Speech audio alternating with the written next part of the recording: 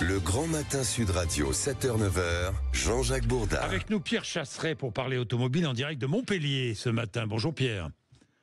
Bonjour Jean-Jacques. Bonjour, vous êtes en direct de Montpellier parce que c'est l'une des métropoles dans lesquelles, ces métropoles, des automobilistes, certains automobilistes, pas tous mais certains, n'auront plus le droit de rouler à partir du 1er janvier prochain. C'est ce que l'on appelle les zones à faible émission.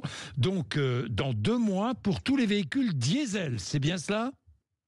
Oui, c'est ça Jean-Jacques. Tous les véhicules diesel d'avant 2011 et tous les véhicules essence d'avant 2006, grosso modo, ça fait quand même un tiers du parc. Les ZFE, ces zones à faible émission, concernent déjà 43 métropoles en France, mais toutes ne sont pas touchées selon le même niveau pour les interdictions de circulation. Pourquoi ? Oui, parce qu'on a basé ça de pollution, c'est ça.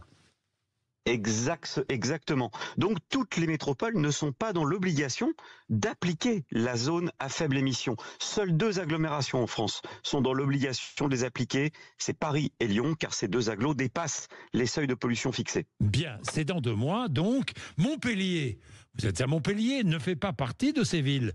Parce que Montpellier ne dépasse pas les seuils de pollution. Et Montpellier va quand même appliquer la ZFE. Ouais, c'est ça. La loi n'oblige pas la mise en place de ces zones tant il n'y a pas de dépassement de seuil. Mais chaque agglo peut les mettre en place quand même.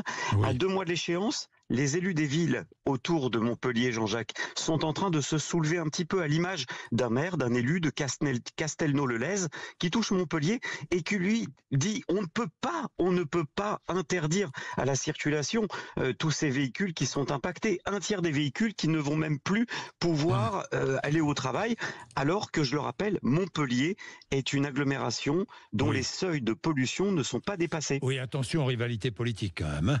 Ces restrictions de circulation concernent beaucoup d'automobilistes. Alors au minimum, c'est un tiers des automobilistes qui sont touchés. Du jour au lendemain, dans très exactement 2 mois, ils ne pourront plus circuler, même pas pour emmener un gamin à l'école. Donc ça va forcément poser un gros problème de tension sociale. Pour l'instant, la verbalisation n'était pas encore active.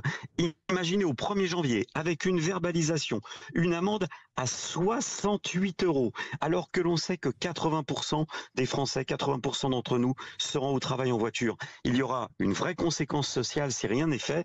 Et moi, je m'inquiète. J'appelle ça la bombe à retardement. Bien, merci. Je voudrais préciser concernant Montpellier, ville que je connais très bien, c'est que c'est très difficile de circuler à Montpellier, c'est même un casse-tête.